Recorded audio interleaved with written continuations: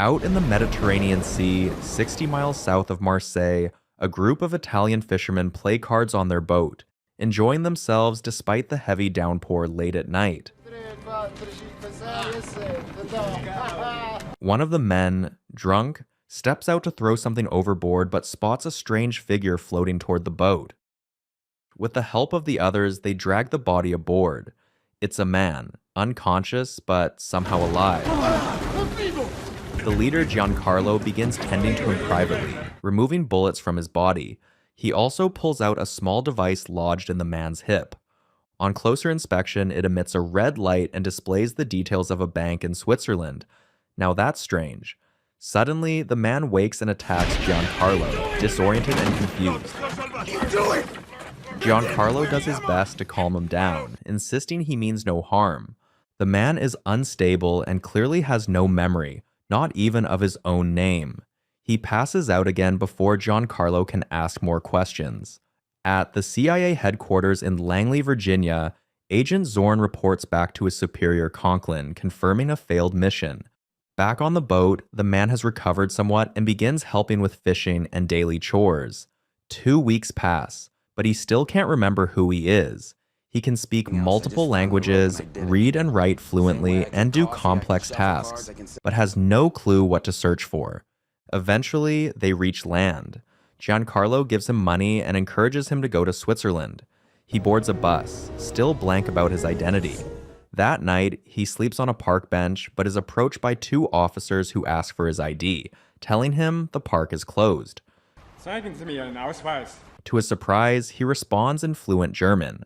When the officers get aggressive, he instinctively disarms them with surprising speed and skill, leaving them on the ground with and pointing their own gun at them. Bewildered by his reflexes, he tosses the weapon and flees.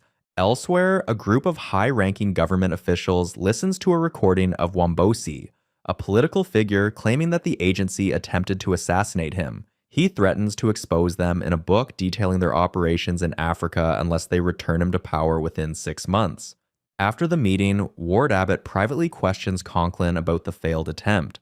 Conklin admits they've lost contact with their operative, but assures him they're working to regain control. Meanwhile, the man arrives at the Swiss bank and inquires about the numbered account linked to the device. After providing the account number, he's taken to a vault. A fingerprint scan grants him access to a private room where he receives a safety deposit box. Inside, he finds a passport identifying him as Jason Bourne, with his house address in Paris. Beneath the first lid, he discovers stacks of cash, a gun, and multiple passports bearing different identities, but all with his face. He packs everything except the gun into a red bag and leaves. Before exiting, he casually asks the clerk when he last visited and learns it's been 3 weeks. Unbeknownst to him, a man watching him places a call as soon as he steps outside. Bourne heads to a phone booth to make a call, but senses someone watching him. Acting fast, he ducks into the US Embassy, flashing his American passport. The men tailing him can't follow inside due to jurisdiction limits. While standing in line, Bourne notices a woman, Marie, frustrated over her visa application. Still alert, he steps out of the line but is stopped by security. The red bag, stop right there. He raises his hands as if surrendering, then suddenly strikes, disarming the officer and causing chaos. As people scatter, Bourne takes the officer's gun and bolts upstairs. He takes down another official and steals his radio. The alarm blares as security teams mobilize. He rips an evacuation plan from the wall, then slips around the corner. Following the map, he reaches the top floor and exits through a side window. Faced with a daunting drop, he climbs onto a metal railing, trying to scale the wall. Unfortunately, the railing gives way, but he grabs onto the ledge at the last minute to avoid falling. His bag, however, crashes to the ground. He carefully climbs down and clings to a ledge just as security opens the door above. After a quick scan, they find nothing and move on, unaware he's hiding beneath. Slowly and carefully, Bourne scales the wall and manages to reach the ground. He immediately grabs his bag and escapes. Meanwhile, Zorn receives intel from their source at the bank and informs Conklin of Bourne's location. Conklin quickly initiates a response. Outside, Bourne spots Marie by her car and instantly recognizes her. He offers her $10,000 to drive him to Paris. She thinks it's a joke, but stops when he throws the cash at her, and he promises another $10,000 upon arrival. As police cars pass by, Bourne hides his face, making her suspicious. He doesn't offer any explanation, and she eventually agrees to the deal since she needs the money. After all, what's there to lose, right? Back at the CIA, security footage confirms Bourne's presence at the embassy. Zorn updates Conklin, who orders all agents worldwide to be activated. He wants Bourne eliminated. Operatives are activated. The professor in Barcelona, Mannheim in Hamburg, and Castel in Rome. On the road, Marie rambles about her problems until she realizes she's been talking nonstop. Bourne tells her to continue, admitting that listening to her is calming, which lifts her spirits. She asks what kind of music he likes, but Bourne honestly doesn't know. Suspicious of anyone willing to pay that much for a ride, she questions him. Bourne opens up about his amnesia, but Marie doesn't fully believe him. At the CIA, a new surveillance image shows Bourne with Marie. They quickly identify her, and Conklin requests a full background report on her and her family, trying to determine her connection to Bourne. Their photos are forwarded to the Treadstone safe house in Paris, where Nicolette, a field agent, sends them out. Bourne and Marie stop at a restaurant. He tries to explain how real his situation is. He shows her the passports, asking what kind of person has a safety deposit box full of money, passports, and an account number embedded in their hip. He says the first thing he did upon entering was check the exits. Marie shrugs that off as normal given he was shot. But then he reveals he memorized all the license plates outside, knows where the nearest gun is likely hidden, and can run half a mile at the high altitude before his hands start shaking. He doesn't understand why he knows all this, but not who he is, leaving Marie speechless. They arrive in Paris the next morning. Marie wakes Bourne, who finally got some rest. He guides her to the address from his passport and pays her the remaining $10,000. He invites her inside since she's the only person he knows at the moment. A housekeeper answers the door and recognizes Bourne immediately. Inside the apartment, he still recalls nothing, though based on some documents, he guesses he once worked in shipping. Marie asks to use the bathroom while Bourne uses the phone to call a hotel, asking about a guest named Jason Bourne. They have no such record. Remembering his alternate Paris identity, he asks about John Michael Caine. This time, they confirm it, but also inform him that Mr. Caine died in an accident 2 weeks ago. A supposed brother collected his belongings. Bourne asks if a number was left. Did his brother leave a number or a way to get in touch with him? But there's none. Alarmed, Bourne ends the call and becomes hyper alert. Marie calls out, complaining about the cold water. There's no hot water. It's freezing. Bourne checks the kitchen, confirms it's cold there too, and quietly grabs a knife. He approaches Marie slowly, but she steps out, prompting him to quickly drop the knife behind him. She notices his mood shift and asks what's wrong, but he brushes it off. Then he hears something outside and moves toward the window. Suddenly, gunfire shatters the glass. Bourne narrowly dodges as Castel bursts in, attacking. A brutal fight ensues, but Bourne's instincts and skills kick in, and he eventually overpowers Castel. He tosses Castel's bag to Marie and asks her to check the contents while he interrogates Castel. Who are you? Marie finds surveillance photos of Bourne, and then of herself. She panics, yelling at Castel for answers to why he has her pictures, but Bourne restrains her and says he'll handle it. I'll do this. You stay there. Castel uses the moment of distraction to leap out the window, crashing onto the street below, leaving them stunned. Knowing they're no longer safe, Bourne quickly begins packing. He urges Marie to do the same, but she's frozen in fear, paralyzed by a panic attack. With no time to waste, Bourne grabs her and they leave. On their way out, they find the housekeeper eliminated, slumped in a chair, shot in the forehead. Bourne quickly gets them out of the building, avoiding the crowd forming around Castel's body, but a man in the crowd takes notice. Meanwhile, Nicolette contacts the CIA and informs Conklin of Castell's passing. In the car, Bourne tells Marie to wait while he looks for a place to stash the money. He finds a locker at the train station and securely locks the bag inside.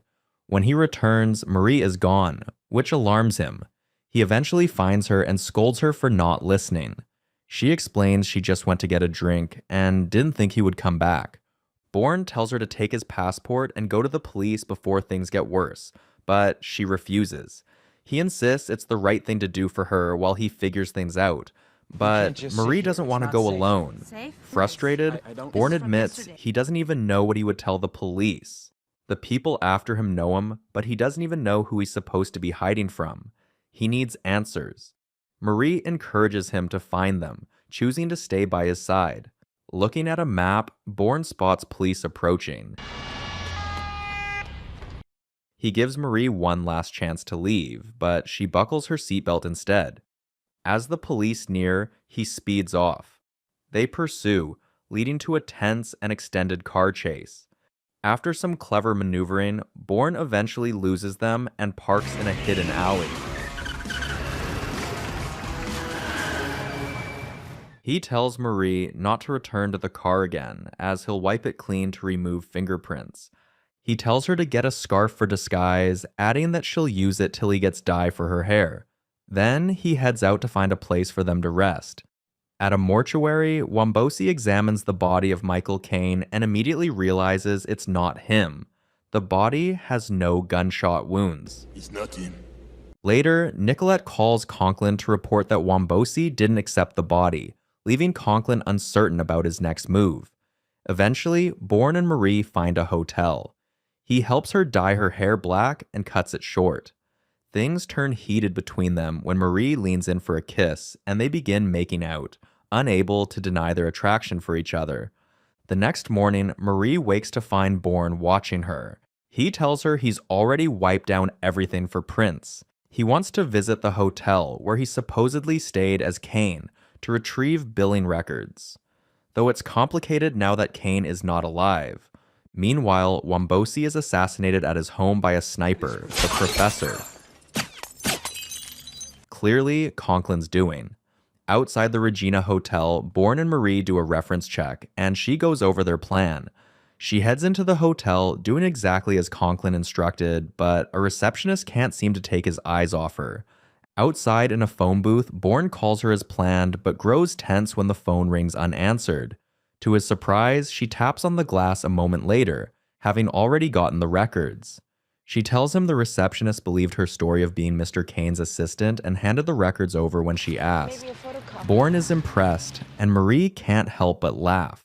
Back at CIA headquarters, Abbott bursts into Conklin's office with news of Wombosi's assassination. Conklin coolly claims Bourne must have finished the job he failed. He assures Abbott that Bourne will check in within 24 hours per protocol. Abbott, however, wants to know what's next, and Conklin promises everything will be handled. Bourne begins calling the numbers listed in the hotel bill from a phone booth, crossing them off one by one.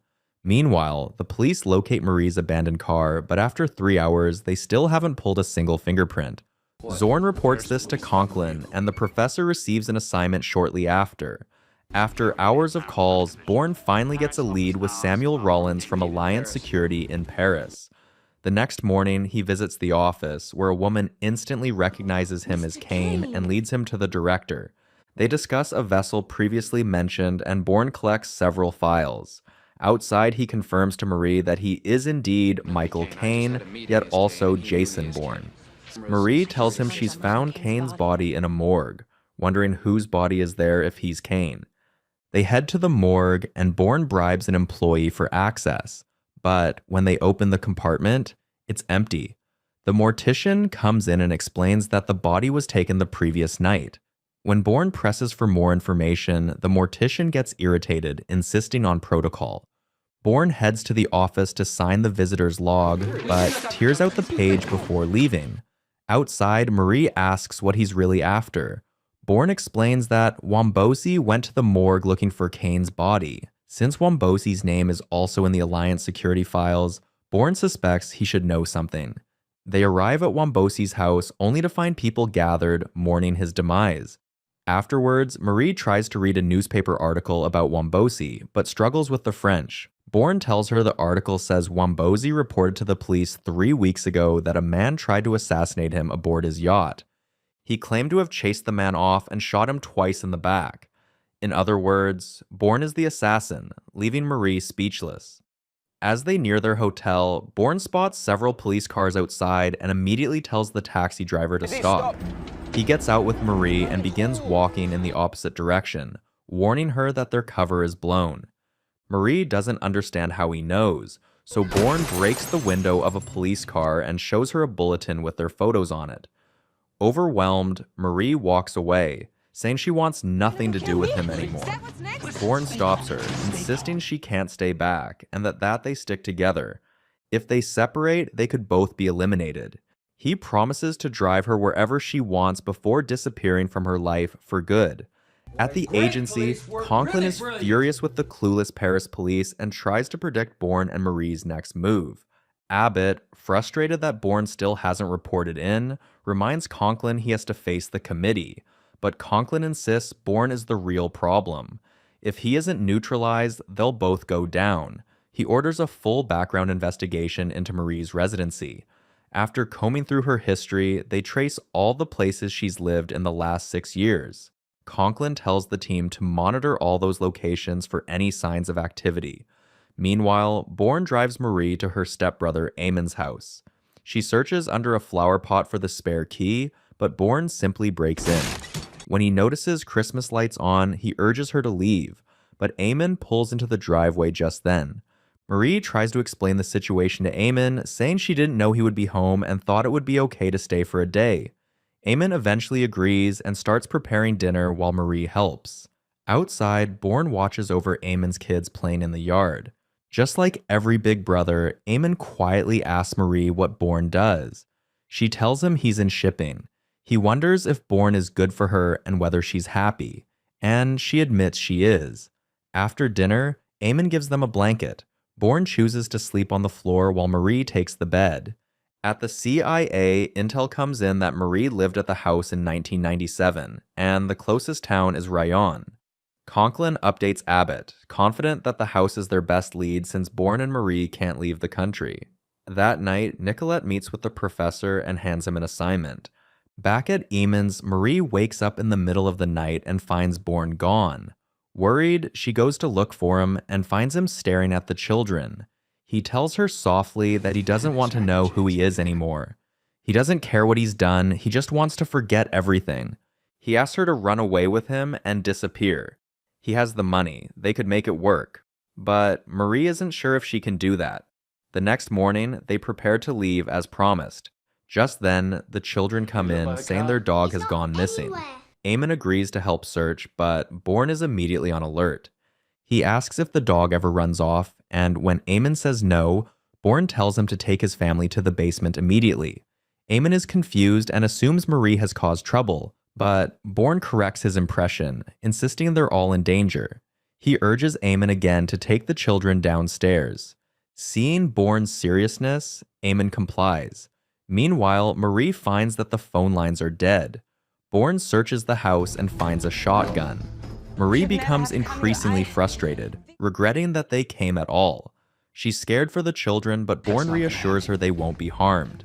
He steps outside and fires into the distance, causing an explosion. The smoke successfully blocks the professor's view of the house from his sniper post. Still, the professor spots Bourne moving into the woods and starts tracking him. He opens fire but misses, then quickly packs up and follows Bourne on foot. Deep in the woods, Bourne fires into the air, causing a flock of birds to take off, throwing the professor off for a moment. After some tense moments, Bourne sees him approaching and fires, hitting him. As the professor reaches for his gun, Bourne shoots again, wounding him further. Bourne then moves in and questions him. The professor admits he works alone, just like Bourne. He mentions Treadstone, something both of them are part of, but Bourne doesn't understand what that means. Bourne asks what Treadstone is and where it's located, but the professor seems stunned that Bourne doesn't remember. clearly a result of Treadstone itself. Before he can say more, the professor slumps and passes away, leaving Bourne disturbed. Back at the house, Eamon quickly gathers his children and prepares to leave for somewhere safe. Bourne meets them outside and gives Marie the red bag filled with cash, telling her he took $30,000 from it. The hunt for him won't stop, and he wants her to be far away so she can start a new life. She's reluctant to go and asks what he plans to do. Bourne simply says he'll end it, urging her to leave with Eamon. After they drive off, Bourne returns to the house and searches the professor's bag. He finds a phone and dials a number. Nicolette receives the call and transfers it to Conklin.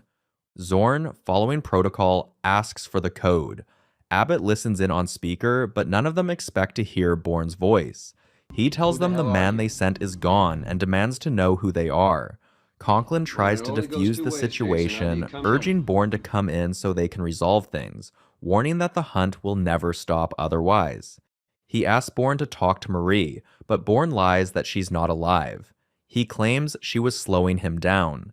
Bourne then proposes a meeting at Pont Neuf Bridge. He gives precise instructions. Conklin must come alone, walk to the middle of the bridge, remove his jacket, and face east. Before Conklin can reply, Bourne hangs up. Conklin tells Zorn to make preparations for a flight to Paris. Abbott questions his plan, but Conklin insists he'll clean everything up, just as promised.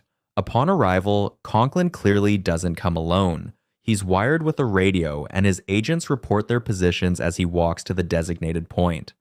Bourne, watching from a vantage point with binoculars, sees him. Conklin does as instructed, walks to the middle, removes his jacket.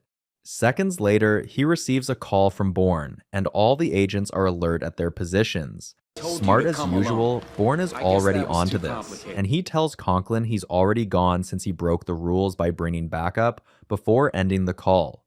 Bourne sneaks up behind the surveillance van and attaches a tracker to it. While heading back in the van, Conklin calls Nicolette, ordering her to wipe the Treadstone room and relocate everything.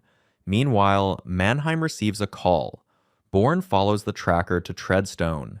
Conklin arrives and tightens security before heading inside. He helps Nicolette shred sensitive documents while she makes a call for satellite downloads. Later that night, Bourne sets off a device near a row of cars, triggering their alarms.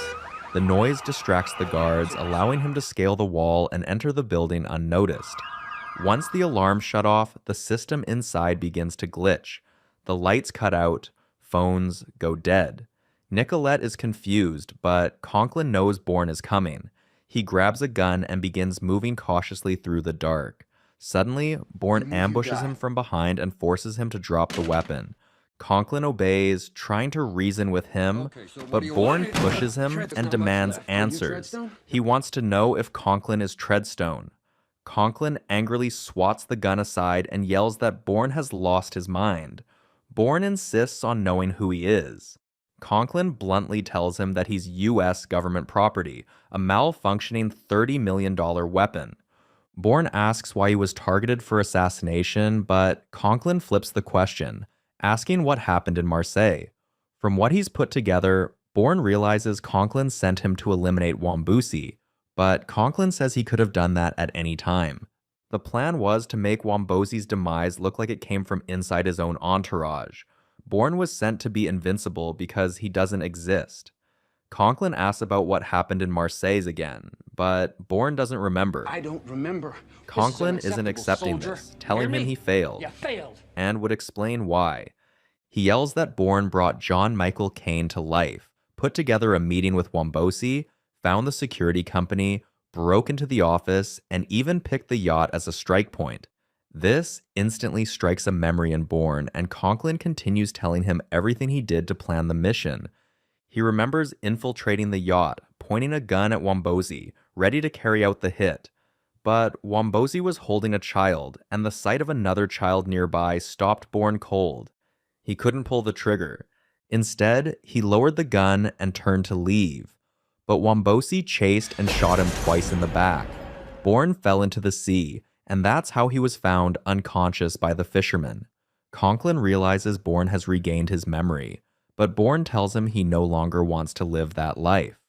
Conklin insists it's not his choice to make, but Bourne attacks, stating firmly that Jason Bourne is gone. He tells Conklin to report that to his superiors. When Conklin asks where he'll go, Bourne warns that if anyone comes after him again, he'll bring the fight to him, hard and fast. From now on, he's on his own side. Hearing static from the radio on Conklin's belt, Bourne knocks him out with the butt of his gun. Nicolette is frozen in fear, but Bourne keeps his focus, aiming his gun at the door. An agent bursts in, firing, but Bourne quickly overpowers him, slamming him into the stair rails. Another agent opens fire from below with a machine gun, but Bourne dodges. Using the trapped man's body as a shield, Bourne leaps to the ground level and takes out the second attacker in the process. Though shaken by the impact, Bourne gets up and walks out with his gun. Conklin stumbles out, gun in hand, only to find his team down and Bourne gone. Outside, Bourne walks down the street, just as Mannheim quietly prepares his rifle nearby. Conklin reaches his car, only to find Mannheim waiting. Before Conklin can speak, Mannheim shoots him. Then, to finish the job, he fires again, ending his life instantly. Back at the agency, Zorn reports to Abbott that the job is done, and Abbott instructs him to shut everything down. Sometime later, in a meeting with government officials, Abbott announces the Treadstone project has been terminated due to cost inefficiency. In its place, he proposes a new program, Blackbriar. Meanwhile, Marie has built a successful life with her own scooter rental business. She looks up from her work and is stunned to see Bourne standing in her shop. He smiles and asks if he can rent a scooter. She asks if he has any identification. He replies that he doesn't really have one, and Marie can't help but run to him, wrapping themselves in a loving embrace. Guess they'll get to write their own story from here.